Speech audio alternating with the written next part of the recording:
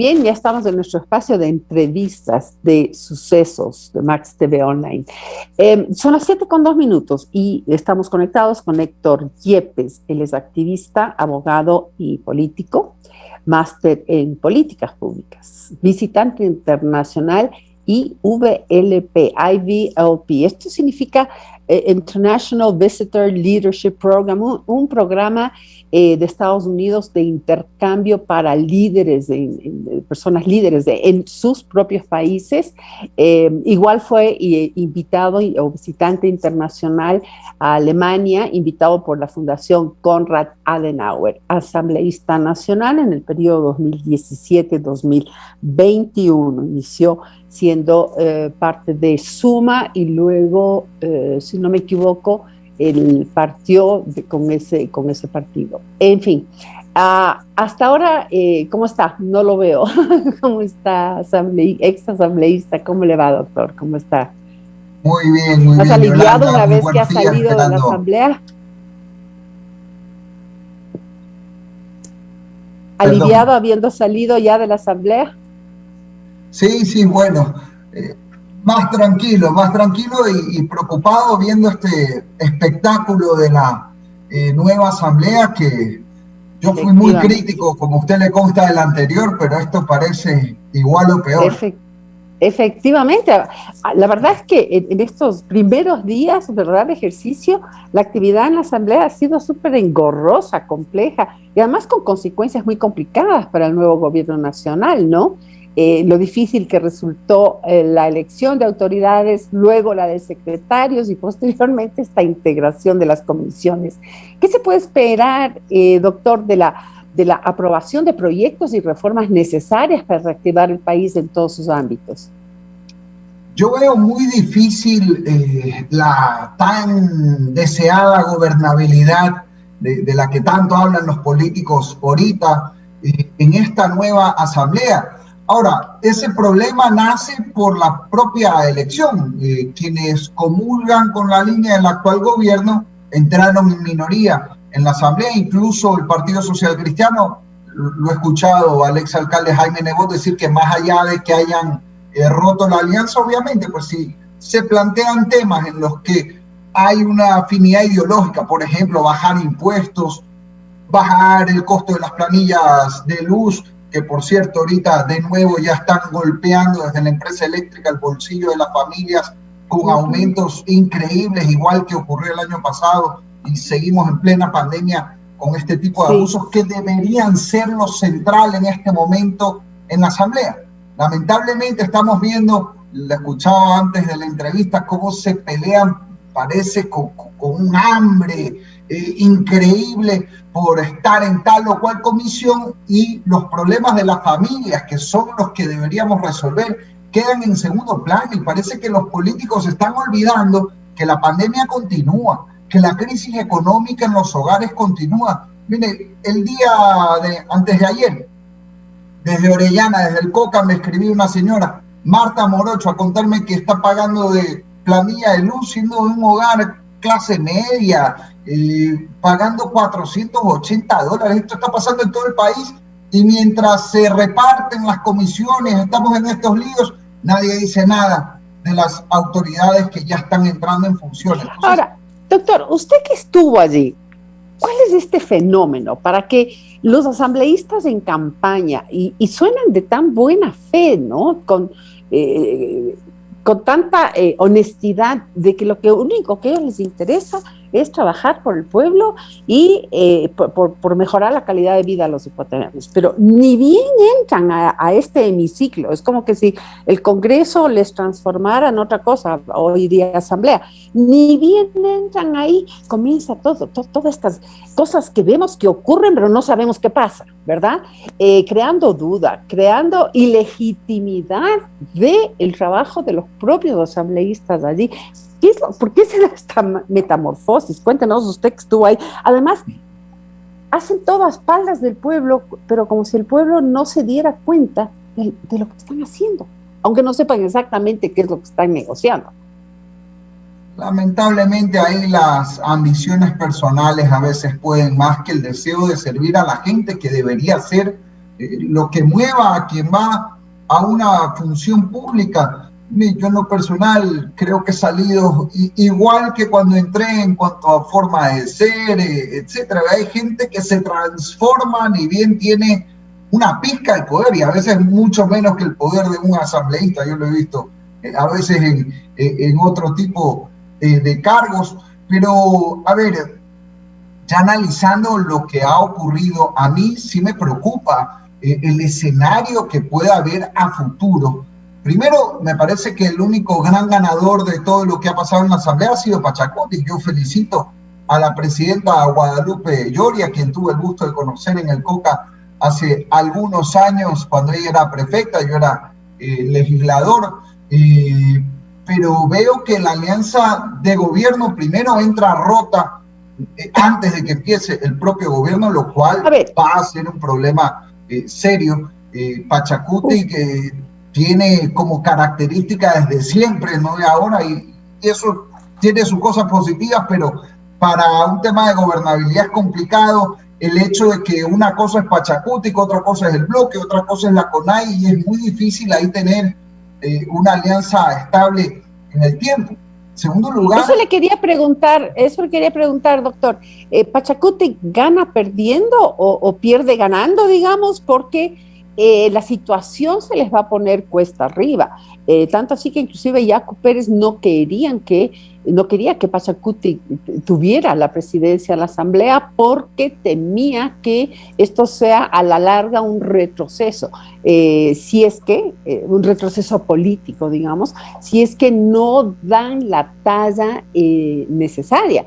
Por un lado, Guadalupe Lloria ha dicho, sí, aquí vamos a dar gobernabilidad en lo que podamos, pero por otro lado hay estas llamadas líneas rojas que efectivamente no podrían permitir, porque sería contra natura, muchos de los proyectos y reformas que ya se vislumbran serán puestas a consideración por el gobierno nacional.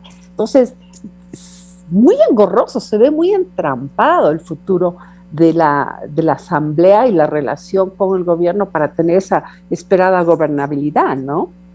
Bien, yo espero que haya consenso por el bien de las familias, y esto no debería ser un tema de iniciales o de ideologías políticas, sino de entender que estamos en la crisis más grave de la historia del Ecuador.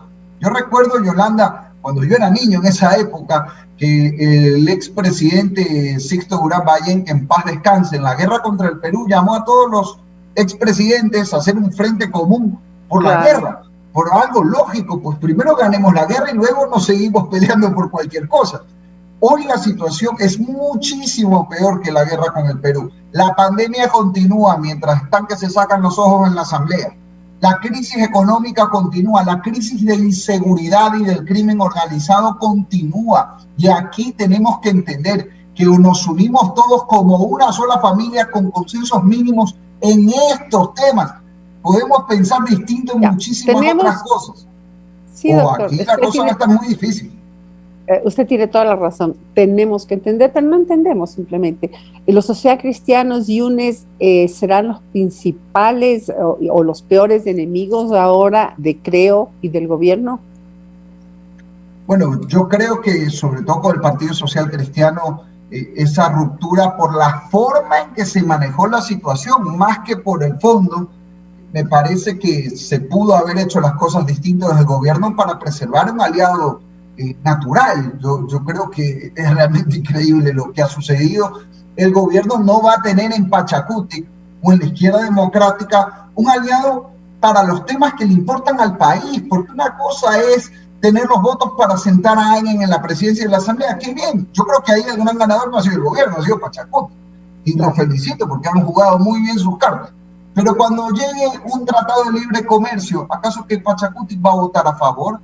Cuando haya una reforma tributaria en la línea que plantea el gobierno, que es bajar impuestos, esperemos que haya consenso ahí, pero por ejemplo en una reforma laboral, yo no creo que Pachacuti pues, se va a volver de derecha de la noche a la mañana, ni es lógico esperar que eso ocurra. Y ahí me preocupa cómo han quedado las comisiones, porque yo, si hubiera estado en la Asamblea, hubiera planteado, por ejemplo, que Creo, solo teniendo 12 asambleístas, más bien trate de controlar las comisiones claves para el gobierno.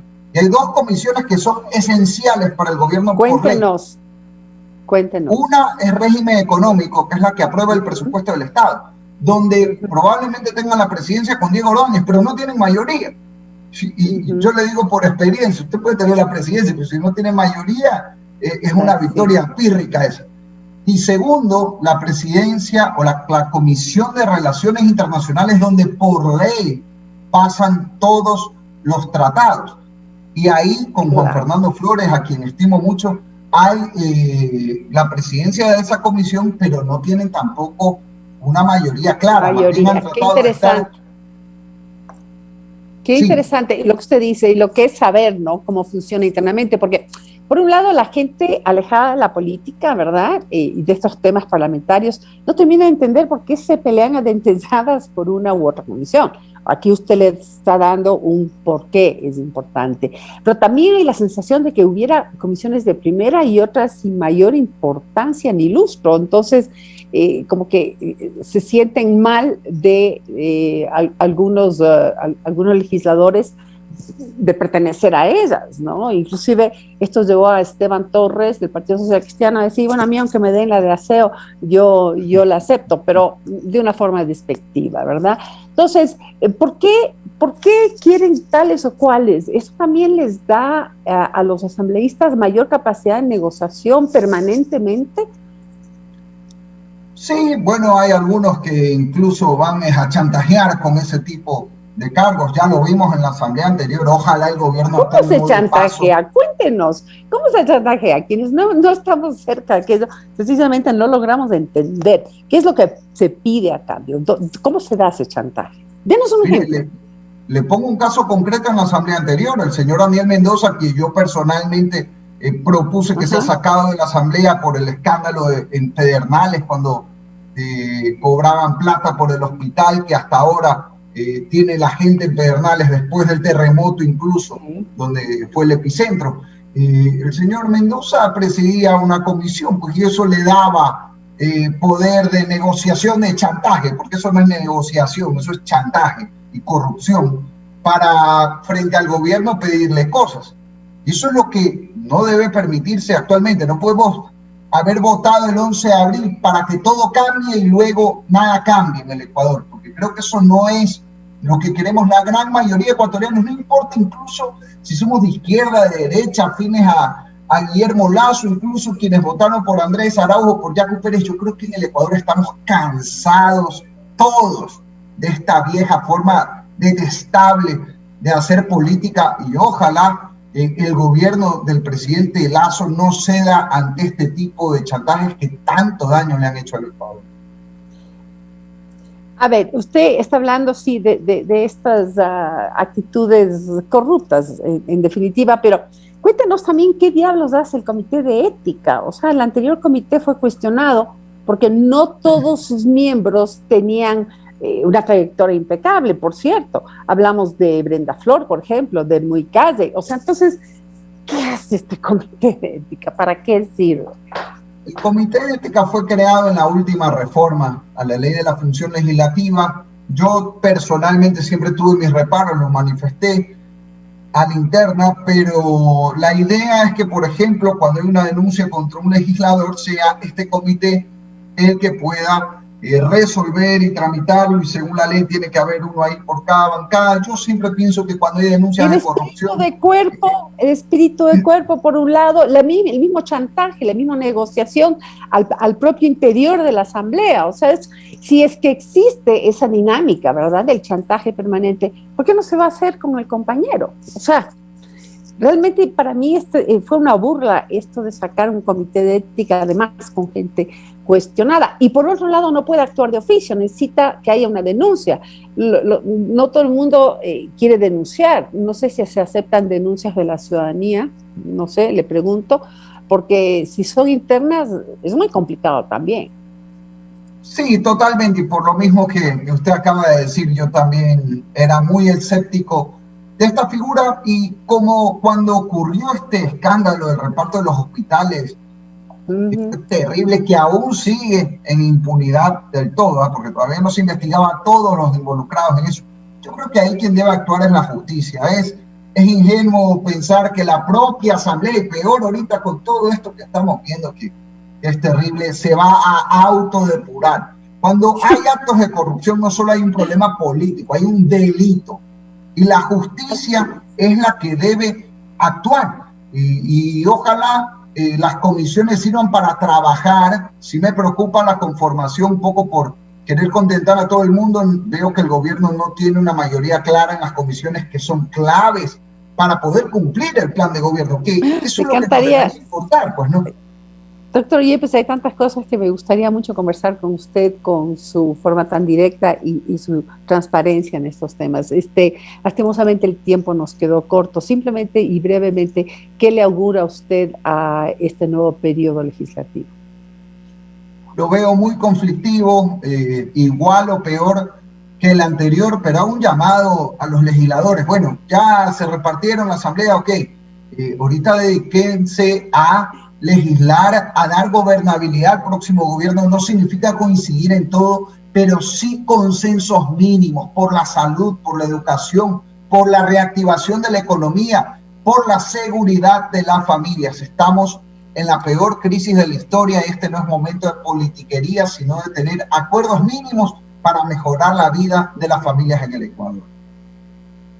Gracias, muchísimas gracias, doctor Yepes, por habernos acompañado. Como dice él, bueno, quizás esta asamblea ha comenzado con una imagen peor de lo que salió la anterior. Veamos qué pasa en el camino, si es que hay lugar para la rectificación y un cambio de actitud. Aunque él dice, ya se repartieron la asamblea, ok, pero todavía hay tiempo para demostrar que se trabaja por el país.